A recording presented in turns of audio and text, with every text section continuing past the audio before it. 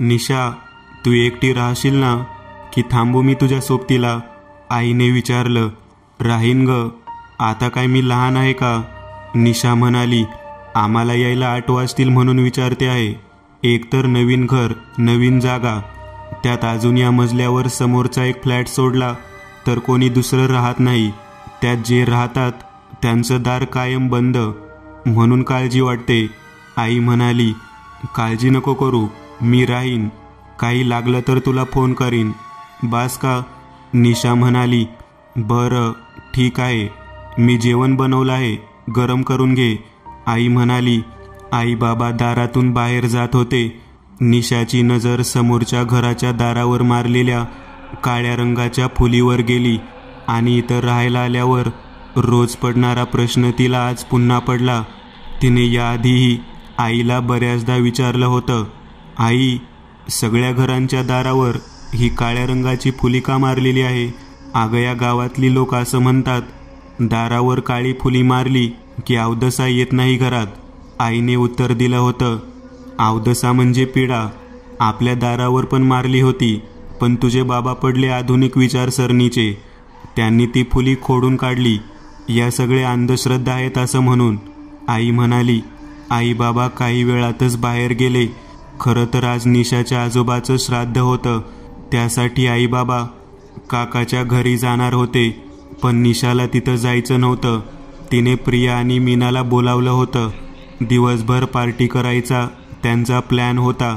मीना, आई बाबा गेलेत आत्ताच, आता रात्री 8 शिवाय येणार नाहीत. लगेच या तुम्ही सगळं सामान घेऊन. निशा फोनवर मीनाला म्हणाली. यस, मी निघतेच.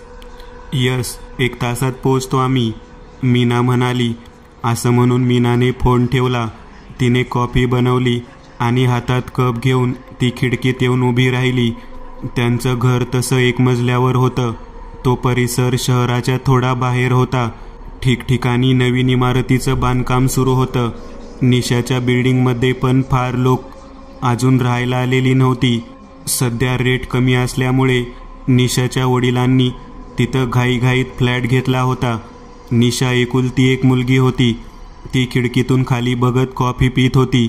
सोसायटीला लागून असलेला रस्ता भर दिवसा देखील निर्मनुष्य होता. कितीतरी वेळांनी एखादं वाहन किंवा एखादा माणूस तिथून जाताना दिसायचा. निशा आज होणाऱ्या पार्टीबद्दल विचार करत खूप उत्सुक होती. तेवढ्यात तिची नजर रस्त्याच्या दुसऱ्या टोकाला गेली. एक जखड अशी म्हातारी तिथून चालत येताना तिला दिसली. विचित्र असा तिचा अवतार होता. केसांच्या जटा, अंगावर काळी साडी, जागोजागी फाटलेली होती. कळकट असा चेहरा, सुरकुतलेला चेहरा, खोल डोळे आणि नाकात एक विचित्र अशी नथनी. कान जागोजागी टोचलेले आणि हातात एक भिकेचा कटोरा. ती लंगडत लंगडत चालत रस्त्याच्या त्या टोकावरून येत होती. निशा तिला बघत होती. म्हातारी तशी थोडी लांब होती, त्यामुळे अजून म्हातारीची नजर जमिनीकडे होती. 2-3 मिनिट निशा तिच्याकडे बघत होती. तिला ती विचित्र वाटत होती. आता म्हातारी निशाच्या खिडकी खालून जाऊ लागली. अचानक जमिनीवर स्थिर असलेली तिची नजर का कुणास ठाऊक निशाच्या खिडकीकडे वळाली. जणू काही निशा तिला इतका वेळ बघत आहे हे तिला समजलं असावं. तिने खिडकीत उभ्या असलेल्या निशाकडे बघितलं आणि तिच्या सुरकुतलेल्या चेहऱ्यावर एक विकृत स्मित हास्य उमटलं. निशाला तिचं ते स्मित हास्य बघून विचित्र वाटलं. तिने लगेच खिडकी बंद करून घेतली. खिडकीच्या फटीतून ती त्या म्हातारीकडे बघू लागली. म्हातारी अजूनही निशाच्या बंद खिडकीकडे बघत विकृतपणे स्मित हास्य करत उभी होती. निशाला कसं तरी वाटलं. ती घरात आली. 2-3 मिनिट ती मन दुसरीकडे वळवायचा प्रयत्न करू लागली, पण परत ती खिडकीशी आली आणि तिने खिडकीच्या फटीतून बाहेर पाहिलं. आता ती म्हातारी तिथं नव्हती. निशाने खिडकी उघडली आणि रस्त्याच्या दोन्ही बाजूला नजर टाकली. इतकी हळूहळू चालणारी ती म्हातारी इतक्या लगेच नाहीशी कशी झाली या प्रश्नाचं उत्तर तिला मिळालं नाही. इतक्यात एकदम दाराची कडी वाजली. बेल असूनही कडी कोण कशाला वाजवेल हा विचार निशाच्या मनात आला. तशी मीना तर इथून खूप लांब राहते, ती लगेच कशी येईल? या विचारात निशा दाराशी आली आणि की होलमधून तिने बाहेर बघितले. बाहेर कोणीच नव्हते. मग कडी खरंच वाजली की मला भास झाला. निशाला जरा विचित्र वाटू लागलं. ती बेडरूममध्ये येतच होती. इतक्यात परत एकदा दाराची कडी वाजली. यावेळी तिला खात्री होती की हा भास नाही. ती परत दाराशी आली आणि की होलमधून तिने बाहेर बघितलं आणि तिच्या अंगावर काटा आला. कारण काही क्षणापूर्वी रस्त्यावरून नाहीशी झालेली म्हातारी तिच्या दारासमोर उभी होती. निशाच्या काळजात सरळ झालं. तिने दार उघडलं नाही. ती घाबरून आत निघून आली. ती म्हातारी, तिचं ते हास्य अगदी काळजाला घर पाडणारं होतं. निशाने आईला फोन लावायचा विचार केला, पण तिला आठवलं की आई काळजीने परत आली तर पार्टी रद्द करावी लागेल. तसेही काही वेळात प्रिया आणि मीना येतच असतील. काही वेळ गप्प बसून राहू, दार न उघडता, असं तिने ठरवलं. ती बेडरूमच्या खिडकीत आली. ती मीना आणि प्रियाच्या वाटेला डोळे लावून बसलेली होती. पण पुढच्या क्षणी तिची नजर रस्त्यावर उभे असलेल्या त्याच म्हातारीवर पडली आणि तिचे हातपाय थरथरू लागले. काही क्षणापूर्वी ही दारासमोर होती आणि आता लगेच रस्त्यावर. ती म्हातारी त्याच नजरेने निशाकडे बघू लागली. काय करावं हे तिला आता कळत नव्हतं. तिने खिडकी बंद करून घेतली. ती घामाघूम झाली होती. ए पोरी, भूक लागलीये ग, खायला दे की काहीतरी. निशाच्या कानावर एक घोगरा आवाज पडला. तो आवाज निशाच्या खिडकी बाहेरून येत होता. ए पोरी, दे की ग. पुन्हा तीच आरोळी. खिडकीतून खाली काहीतरी टाकते, ती घेईल आणि जाईल, निशा स्वतःशीच म्हणाली. ती तडक किचनमध्ये गेली. कालची शिळी पोळी आणि त्यावर थोडी भाजी भरून ती खिडकीत आली. म्हातारी आता रस्त्यावर नव्हती. ती निशाच्या खिडकीखाली उभी होती. जणू काही तिला माहिती होतं. आशेने तिने निशाकडे बघितले आणि ओंजळ पसरली. निशाने चपाती एका कॅरी बॅगमध्ये भरून ती कॅरी बॅग खाली टाकली. म्हातारीने ती झेलली. एक विकृत हास्य केलं आणि आधाशासारखी तिने ती चपाती भाजी गपागप खाल्ली. निशाला ते बघवलं गेलं नाही. तिने खिडकी बंद केली. चला आता, ही परत त्रास देणार नाही, निशाच्या मनात विचार आला. तितक्यात दाराची बेल वाजली. निशा तडक दाराशी गेली. की होलमधून तिने बाहेर बघितलं. मीना आणि प्रिया तिला दिसल्या. तिने दार उघडलं आणि तिचा वाजणारा फोन उचलायला ती परत सोफ्याकडे वळाली. प्रिया मीनाबरोबर अजून एक मुलगी होती. तिघी आत आल्या. मीनाने दार लावून घेतले. बियर आणि खाण्याचं सामान आत ठेवायला मीना, प्रिया आत किचनमध्ये गेल्या. सोफ्यावर बसून निशा तिच्या आईशी बोलू लागली. ती तिसरी मुलगी अजून उभीच होती. निशाने तिला बसायचा इशारा केला. ती खुर्चीवर बसली. हो गाई, हो गाई, मीना आणि प्रिया आली आहे, तुम्ही माझी काळजी करू नका, असं म्हणत तिने फोन ठेवला. तुझं नाव काय? निशाने त्या मुलीला विचारलं. ठेवल्या ग बाटल्या फ्रीजमध्ये, होईल थोड्या वेळात चिल्ड, मीना सोफ्यावर बसत म्हणाली. माझं नाव रमा, ती मुलगी म्हणाली. खूप मस्त आहे यार तुझा फ्लॅट, प्रिया पण तिथे येत म्हणाली. इकड तिकडच्या गोष्टी चालू होत्या. प्रिया, मीना आणि निशा गप्पात गुंतल्या, पण रमा शांत बसून ऐकत होती. ती कोणाशी बोलत नव्हती, फक्त ऐकत होती. ए निशा, प्लीज बियर घेऊन येतेस का? प्रिया म्हणाली. बरं आणते, असं म्हणत निशा स्वयंपाकघरात गेली. ती फ्रीजमधून बाटल्या बाहेर काढत होती. तितक्यात तिच्या मागे रमा येऊन उभी राहिली. काय ग, एवढी शांत शांत का? बोलत का नाहीस? बाय द वे, तू प्रिया आणि मीनाच्या क्लासमध्ये आहेस का? निशा म्हणाली. नाही, रमा म्हणाली. मग? निशाने विचारलं. मी तर तुला धन्यवाद द्यायला आले होते, रमा म्हणाली. धन्यवाद? ते कशासाठी? बियरच्या बाटल्या घेऊन निशा बाहेर यायला निघणार होती. धन्यवाद, तू दिलेली चपाती भाजी खूप छान होती, रमा म्हणाली. किचनच्या दरवाजापर्यंत गेलेली निशा तिचं ते वाक्य ऐकून थबकली. रमाकडे वळून बघण्यासाठी ती वळली आणि तिच्या काळजात धस झालं, कारण किचनमध्ये निशा आता एकटीच होती. थरथरत ती बिअरच्या बाटल्या सांभाळत ओरडत बाहेर आली. काय ग, काय झालं? प्रिया आणि मीनाने एकदम विचारलं. ती आत, निशा थरथरत म्हणाली. प्रिया आत गेली, पण आत कोणी नव्हतं. निशा, आत कोणी नाहीये. काय झालं? शांत हो आधी, प्रिया म्हणाली. ती तुमच्याबरोबर आलेली मुलगी. निशा म्हणाली. आमच्याबरोबर आलेली? आमच्याबरोबर कशाला कोण येईल? आम्ही दोघीच आलो होतो. तू काय बोलतीयेस? मीना म्हणाली. काय? आता तर निशाची हालत अधिकच खराब झाली. म्हणजे तुमच्याबरोबर तिसरं कोणीच आलं नव्हतं? मग ती कोण होती जी तुमच्या मागोमाग घरात शिरली, इथे बसली? तुम्ही दोघी आत गेला तेव्हा मी तिला तिचं नाव विचारलं. तिने तिचं नाव रमा असल्याचं सांगितलं. निशा थरथरत सगळं सांगत होती. नाही ग, खरंच कोणी नव्हतं. आम्ही दोघीच आलो इथं. घरात शिरताना सुद्धा मीच दार बंद केलं होतं. माझ्यावर विश्वास ठेव, प्रिया म्हणाली. मग मला दिसत होती ती कोण होती? निशा रडकुंडीला आली. तू शांत हो. हॉरर मूव्ही बघून बघून असं होतं. आणि तसेही तू मला सकाळीच म्हणाली होतीस मेसेजवर की तू काल 2पर्यंत हॉरर वेब सिरीज बघत होतीस, त्यामुळे तुला असे भास होत असतील, मीना म्हणाली. पाणी पिऊन निशा थोडी शांत झाली. आपण पार्टी सुरू करू, थोडं वातावरण हलकं होईल. मी मस्त गाणी लावते. प्रियाने मोबाईलवर गाणी लावली आणि तिघीही जणी बियर घेऊ लागल्या. नशा चढू लागली आणि तिघीही हसू खिदळू लागल्या. वातावरण नॉर्मल झालं होतं. म्हणता म्हणता दुपारचे 2 वाजले. आईने जेवण बनवलं होतं. निशा आणि मीना किचनमध्ये जाऊन जेवण गरम करून घेऊन आल्या. तिघीजणी जेवू लागल्या. जेवण झाल्यावर जरा आराम म्हणून तिघीही लिव्हिंग रूममध्येच जरा आडव्या झाल्या. मीना आणि प्रियाला सुस्ती आणि नशेमुळे लगेच झोप लागली.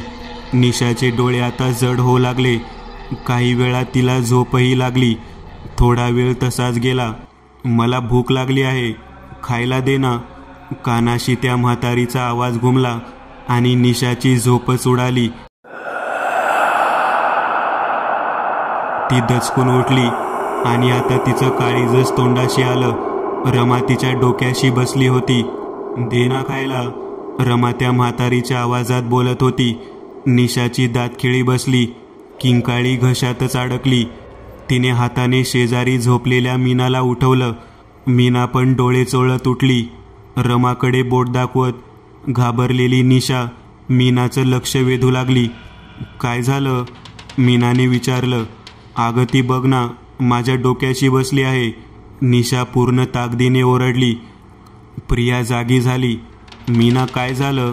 अगं ती म्हणते तिच्या डोक्याशी कोणीतरी बसलं आहे, मीना म्हणाली. पण इथं तर कोणीच नाहीये, मीना म्हणाली. दे ना खायला, ती म्हणतच होती. ए दे ना. शब्दांचा रतीब चालूच होता. निशा तिथून उठली. घामाघूम होत तिने कानावर हात ठेवले आणि डोळे बंद करून ती सोफ्यावर बसली.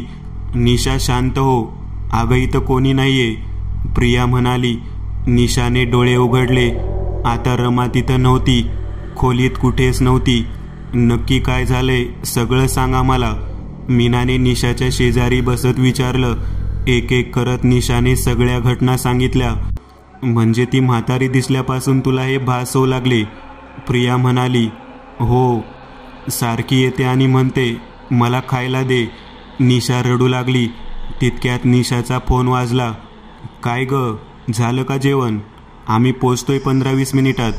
लवकर झालं सगळं, निशाची आई म्हणाली आणि तिने फोन ठेवला. आई बाबा येतील 10-15 मिनिटात. बाटल्या सॅकमध्ये टाकून ठेव, जाताना टाकून द्या कुठेतरी, निशा म्हणाली. ओके. मीना आणि प्रियाने सगळं उरकलं. 10-15 मिनिटात दाराची बेल वाजली. आई बाबा आले होते. प्रिया आणि मीना त्यांना भेटून निघून गेल्या. निशा पण स्वतःच्या खोलीत आली. उगाच आईला आता काही नको सांगायला, तिला बिअरचा वास वगैरे आला तर प्रॉब्लेम होईल, असं म्हणत निशा बेडरूममध्ये येऊन झोपली. पण भीती तिच्या मनावर दाटलेली होतीच. तिला हळूहळू झोप लागली. झोपेतही तिला त्या म्हातारीचा आणि रमाचा चेहरा दिसतच होता. ती अनेकदा झोपेतून जागी व्हायची आणि मग परत झोपायची. ए पोरी, काहीतरी खायला दे ना. हा आवाज तिच्या अगदी जवळून कानावर पडला. ती दचकून उठली. ती खिडकीत आली. खिडकीखाली तीच म्हातारी उभी होती आणि निशाकडे विकृतपणे हसत उभी होती. खूप भूक लागली आहे. निशाच्या एकदम मागून तोच आवाज परत आला. निशाने दचकून मागे वळून पाहिलं. आता रमा तिच्या मागे उभी असलेली तिला दिसली. तिच्या आवाजात बदल झालेला होता. अजून अंत बघू नको माझा, रमा म्हणाली. लाल बुंद डोळे आग ओकू लागले होते. ती आता निशाकडे चालत चालत येऊ लागली. तिच्या अगदी जवळ आली. निशाची किंकाळी तिच्या घशातच कोंडून राहिली. 7 वाजले. संध्याकाळचा चहा घेऊन आई तिच्या बेडरूमच्या दाराशी आली. दार ढकलून ती आत आली. निशा डोक्यावरून पांघरून घेऊन झोपली होती. निशा, उठ ग, चहा घे, आई म्हणाली. पण निशाने उत्तर दिलं नाही. ए निशा, उठ, आई पुन्हा म्हणाली. आता आईने तिचं पांघरून ओढलं आणि आईचं डोकंच सुन्न झालं. निशाचं शरीर कमालीचं सडपातळ झालेलं होतं. जणू काही कोणीतरी तिला आतून पोखरून टाकलेलं होतं. डोळे उघडे होते. श्वास मंदपणे चालू होता. हातापायाची हाडं दिसत होती. चेहऱ्याची हाडं देखील दिसत होती. डोळे खोल गेले होते. आई किंचाळत बाहेर आली.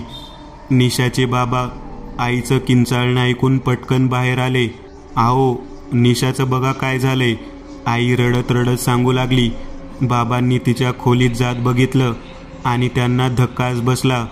कारण दुपारपर्यंत अगदी व्यवस्थित असणाऱ्या निशाची अशी हालत बघून ते थक्क झाले होते. त्यांनी लगेच तिला हॉस्पिटलमध्ये ॲडमिट केलं.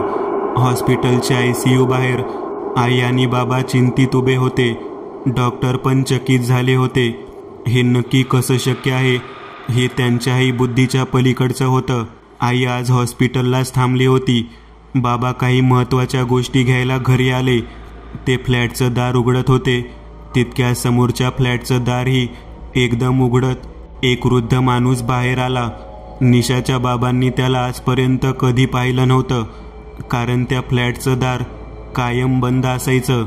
त्याने एक स्मित हास्य करत त्यांच्याकडे बघितलं. काय श्रीमान पुरोगामी, मुलीची तब्येत कशी आहे? त्या वृद्ध माणसाचा टोमणा ऐकून निशाचे बाबा वळून त्याच्याकडे बघू लागले. एक्सक्यूज मी, काय म्हणालात? बाबा रागात म्हणाले. मी म्हटलं मुलगी कशी आहे? मेडिकल सायन्सला कळलं का तिला नक्की काय झालंय? त्याने परत एकदा टोमणा मारला. बाबा काहीही न उत्तर देता घरात शिरू लागले. आधुनिक विचारवंत साले, या सगळ्या गोष्टीचं वैज्ञानिक स्पष्टीकरण पाहिजे. जुनी लोक यांच्या लेखी मूर्ख, तो परत एकदा म्हणाला. बाबा रागात बाहेर आले. हे बघा, आपली ओळखही नाही आणि तुम्ही मला हे काय सुनावत आहात? बाबा भडकले. तुम्ही मला ओळखत नसाल. मला तुमचं कुटुंब परिचित आहे. तिला काय झालंय हेही मला माहिती आहे, पण ते तुम्हाला सांगून उपयोग नाही. तुम्ही आधुनिक विज्ञानाची तुतारी वाजवायला लागताल आणि आम्हाला वेड्यात काढाल, तो म्हणाला. त्याचं हे वाक्य ऐकून बाबा नरमले. निशाला काय झालंय हे त्यांना जाणून घ्यायचं होतं. काका प्लीज मला सांगा तिला काय झालंय. मी पाया पडतो तुमच्या. माझी हसणारी खेळणारी मुलगी काही तासात अशी कशी झाली? बाबा रडायला लागले.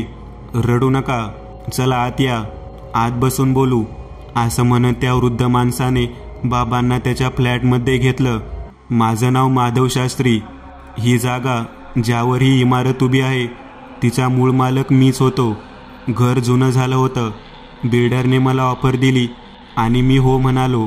माझी एकच अट होती, ती म्हणजे या इमारतीत असलेल्या प्रत्येक घरावर एक काळ्या रंगाची फुली मारलेली असावी. बिल्डरने ती मान्यही केली. त्यामुळे प्रत्येक घराच्या दारावर एक काळी फुली होती. पण तुम्ही आलात आणि तुमच्या दारावरची फुली खोडलीत. खरं तर तेव्हाच मी तुमच्याशी बोलणार होतो. खरं तर मलाच उशीर झाला. आधीच तुमच्याशी बोललो असतो तर फुलासारखी पोर आज या अवस्थेत नसती. शास्त्री म्हणाले, पण काय फरक पडतो, दारावर काळी फुली नसली तर, आणि त्या गोष्टीचा माझ्या मुलीच्या तब्येतीशी काय संबंध? बाबा म्हणाले, सांगतो. आमचा वाडा होता या जागेवर आधी. मी 13-14 वर्षांचा असेन. आमचं कुटुंब एकदम संपन्न होतं. भरलेलं घर होतं. आजोबा एक मोठे वैद्य होते. कधी कोणी रिकामा हाती जायचं नाही. वाड्याच्या तळघराबद्दल बऱ्याच कथा ऐकल्या होत्या की तिथं एक जखीन बंदिस्त आहे, कित्येक युगांची भुकलेली जखीन.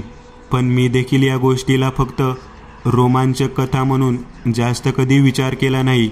दर अवसेला तळघराच्या बंद दाराशी एक भाकरीचा तुकडा ठेवला जायचा, पण तो तुकडा कधीही खोलीच्या आत टाकला जायचा नाही.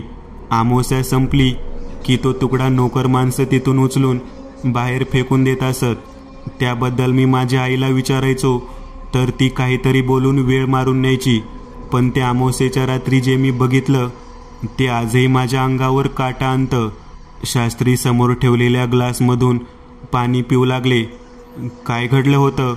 बाबांनी विचारलं. त्या संध्याकाळी आम्ही भावंड वाड्यात लपाछपी खेळत होतो. माझी लहान बहीण खेळता खेळता तळघराच्या त्या भागात पोहोचली. तिच्या किंकाळीचा आवाज आला आणि मी तिथं पोहोचलो. माझी बहीण बेशुद्ध अवस्थेत त्या दारात पडलेली होती. लोखंडी कुलुपाने बंद केलेले ते दार उघडं होतं आणि दाराच्या उंबऱ्यावर ती जखीन बसलेली होती. तो भाकरीचा तुकडा तिच्या हातात होता. त्याच्याकडे विकृतपणे बघत ती बिभत्सपणे हसत होती. तिने तो तुकडा आदाशासारखा खाल्ला आणि ती अंधारात नाहीशी झाली. पुढे 2 तासातच माझ्या बहिणीची अवस्था खराब होत गेली. जणू काही तिचं शरीर कोणीतरी पोखरत होतं. ती पुढच्या 2 दिवसात गेली. मग आमच्या कुलगुरूंनी जे सांगितलं ते ऐकून धक्काच बसला. 800 वर्ष कैद असलेली जखीन मुक्त झाली होती. आता ती दर अवसेच्या पहिल्या प्रहराला याच घरावर येणार. जी व्यक्ती तिला पहिली दिसेल तिला ती काहीतरी मादुकरी मागेल, पण तिला काहीही देऊ नका. काही मिळालं नाही की ती घरात शिरायला बघेल, पण घरावर काळी फुलीचं चिन्ह आखून ठेवा. ती घरात शिरू शकणार नाही. यावर दुसरा उपाय नाही. तिची भूक तुम्ही शांत करू शकत नाही. तिला फक्त घरात शिरण्यापासून रोखू शकता. शक्यतो अमावस्येला घरातून बाहेर निघू नका. पण जर या गोष्टीचं पालन केलं नाहीत तर मग मात्र अनर्थ होईल. असं म्हणून आमचे कुलगुरू निघून गेले. पुढची कित्येक वर्ष आम्ही त्यांच्या सूचनांचं पालन करत राहिलो. पण एक दिवस घात झाला. घरात काम करणाऱ्या एका मोलकरणीच्या मुलीच्या चुकीने ती आत शिरलीच. त्या नोकरानीच्या मुलीचा पण माझ्या बहिणीसारखाच दुःखदांत झाला. हळूहळू माझं सगळं कुटुंब उद्ध्वस्त झालं. कुटुंबातील सगळी माणसं एक एक करत मरत होती. मला आईने माझ्या आजोळी म्हणजे तिच्या माहेरी ठेवलं होतं. मी या घटनेमुळे ठरवलं की या जखिनीचा खात्मा करायचाच. काहीतरी उपाय असेल यावर. 5 वर्ष कन्याकुमारी ते हिमालय फिरलो. मोठमोठे साधू, आघोरी, तांत्रिक बऱ्याच जणांना भेटलो आणि त्या 5 वर्षात केलेल्या शोधाचा सारांश या डायरीत लिहिलंय. तिथून परत आल्यावर मी एका आघोरी साधूच्या मदतीने एक यज्ञ केला. त्यानंतर ती आमच्या वास्तूतून बाहेर निघाली खरी, पण दर अवसेला ती या वास्तूत शिरायचा प्रयत्न करतच राहिली. शास्त्री म्हणाले, पण मग आता माझ्या मुलीचं काय होईल? बाबांनी विचारलं. तिला घरी घेऊन या. आपण एक विधी करू. कायमचा बंदोबस्त करू त्या जखिनीचा. माझं अख्खं खानदान गिळले त्या अवदसेने. शास्त्री दातोट खात म्हणाले, तुम्ही जावा, तिला घेऊन या. मी तुमच्या वास्तूत सगळी तयारी करतो. शास्त्री म्हणाले. बाबा घाईघाईने हॉस्पिटलमध्ये गेले. ते डॉक्टरांची परवानगी घेऊन निशाला 4 तासांसाठी घरी घेऊन निघाले. आई विचारत होती, पण बाबांनी थोडक्यात सगळं सांगितलं. कार घराच्या गेटजवळ येऊन थांबली. बेशुद्ध असलेल्या निशाला त्यांनी उचलून घरात आणलं. बाहेरच्या खोलीत रक्ताने एक मोठं वर्तुळ काढलेलं होतं. शास्त्री त्यामध्ये डोळे मिटून बसलेले. त्यांचे लांब पांढरे केस आणि पांढरी दाढी बघून एखाद्या योगी ध्यानाला बसल्याचा भास होत होता. तिला या वर्तुळात झोपवा आणि तुम्ही तिच्या बाजूला बसा. निशाच्या बेडरूमच्या खिडकीत मी एक मंत्रवलेला नारळ बांधलाय. तिथूनच ती जखीन आत आली होती. तिला संपवता नाही आलं तरी तिला इथून बाहेर घालवता येईल. दरवाजावर मी काळी फुली मारली आहे. ती गेली की परत आत नाही येता येणार तिला, असं म्हणत शास्त्रींनी डायरी उघडली. वर्तुळाच्या बाहेर एक काळी बाहुली जमिनीवर ठेवलेली होती आणि वर्तुळाच्या मधोमध शास्त्रींच्या समोर एक भाकरी आणि त्यावर थोडी भाजी ठेवलेली होती. त्यांनी बाजूच्या कमंडलूतून पवित्र जल सगळ्या घरात शिंपडलं आणि मग ते वर्तुळात परत येऊन बसले. पवित्र जलाचे 2 थेंब निशाच्या तोंडात सोडले आणि ते मोठमोठ्यांदा मंत्रजाप करू लागले. हळूहळू त्यांचा आवाज खूपच उग्र होत गेला होता. हळूहळू खोलीतील वातावरण बदलू लागलं. काळ्या बाहुलीत आपोआप हालचाल होऊ लागली. पण विचित्र गोष्ट म्हणजे निशाच्या आईबाबांना त्या काळ्या बाहुलीच्या शेजारी एक मुलगी बसलेली दिसू लागली. भूक लागलीये, काहीतरी खायला द्या हो. ती मुलगी वर्तुळाच्या बाहेरून निशाच्या आईबाबांकडे बघून बोलत होती. आता ती बिभत्सेपणे किंचाळू लागली. आई आणि बाबा भीतीने थरथर कापू लागले. निशा तर बेशुद्ध होती. शास्त्रीजी मंत्र म्हणता म्हणता त्या मुलीवर जोरात खेकसले. मंत्र म्हणत म्हणत ते लालबुंद डोळ्यांनी तिच्याकडे बघत होते. त्यांनी पवित्र जल ओंजळीत घेत तिच्या अंगावर शिंपडले आणि काही क्षणातच तिचं शरीर अक्षरशः झडून गेलं आणि त्याच क्षणी ती काळी बाहुली जमिनीवर उठून उभी राहिली. त्या काळ्या बाहुलीतून त्या जखिनीचा म्हणजे त्या म्हातारीचा आवाज येऊ लागला. भूक लागलीये, माझी भूक मिटवा. ती घोगऱ्या आवाजात खेकसू लागली. ती बाहुली वर्तुळाच्या मध्यभागी ठेवलेल्या भाकरीकडे येऊ लागली. पण वर्तुळाच्या जवळ येताच विजेचा झटका बसावा तशी दूर फेकली गेली. परत तिने प्रयत्न केला. परत तेच घडत होतं. आता ती परत जवळ आली आणि शास्त्रींनी पवित्र जल मंत्र म्हणून तिच्या अंगावर शिंपडलं. त्या बाहुलीवर ठिणग्या उमटल्या आणि बाहुलीमधून विवळण्याचे आवाज येऊ लागले. त्यांनी आक्रोशात मंत्र म्हणत तिच्यावर त्या पवित्र जलाचा मारा चालूच ठेवला. एक एक करत ती बाहुली जळून खाक होत गेली. सगळं शांत झालं. ती मुलगी कोण होती शास्त्रीजी? बाबांनी विचारलं.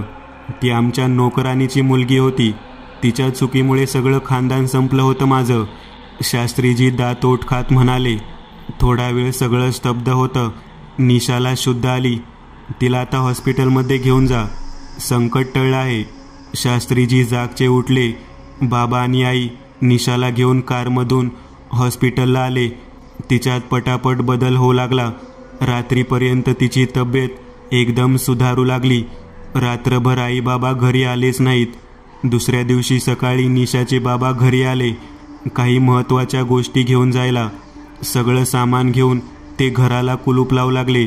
शास्त्री काकांचे आभार मानावे तितके थोडे होते, पण तरी एकदा बोलावं म्हणून त्यांनी सहज शास्त्रींच्या घराकडे नजर फिरवली. घराचं दार बंद होतं, पण कुलूप नव्हतं. बाबांनी दार वाजवलं. दार उघडलं. समोर एक वयस्कर आजी उभ्या होत्या. कोण हवंय आपल्याला? आजी म्हणाल्या. शास्त्री काका आहेत का? जरा बोलायचं होतं. बाबा म्हणाले. हो या, आत आहे ते. आजी म्हणाल्या. बाबा आत आले. ते आतल्या खोलीत आहेत. आजी म्हणाल्या. बाबा आतल्या खोलीत शिरले. तिथं कोणीच नव्हतं, पण भिंतीवर हार घातलेला फोटो होता आणि कोपऱ्यात एक दिवा तेवत होता. हे कधी झालं? बाबांना धक्का बसला. आज 9 दिवस होतील. आजी म्हणाल्या. कसं शक्य आहे? काल संध्याकाळी तर मी इथं आलो होतो. त्यांचं माझं बोलणं झालं होतं. माझ्या मुलीवर आलेलं एक भयंकर संकट त्यांनी दूर केलंय. निशाचे बाबा रडकुंडीला आले होते. कसं शक्य आहे? त्यांना जाऊन 9 दिवस होतील. शेवटच्या वेळेसुद्धा जखीन, तिचा नाश, असंच काहीसं बोलत होते. तिला संपवू नाही शकलो याचं दुःख होतं त्यांना. आजी डोळे पुसत म्हणाल्या. बाबांना जे कळायचं ते कळलं. ते नमस्कार करून निघाले. मित्रांनो, आज पुरतं एवढंच. तुम्हाला जर काही गोष्ट आवडली असेल तर नक्की लाईक करा.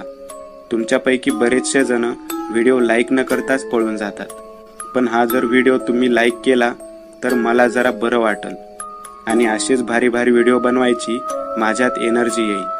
त्यामुळे नक्की लाईक करा. आणि अजूनही कोणी या चॅनलला सबस्क्राईब केलेलं नसाल तर लगेच सबस्क्राईब करून टाका. आणि बाजूची घंटी ती मात्र दाबायला विसरू नका. देवाची घंटी आहे ती. चला तर मग पुन्हा भेटूया अशीच एक आगळी वेगळी गोष्ट घेऊन पुढच्या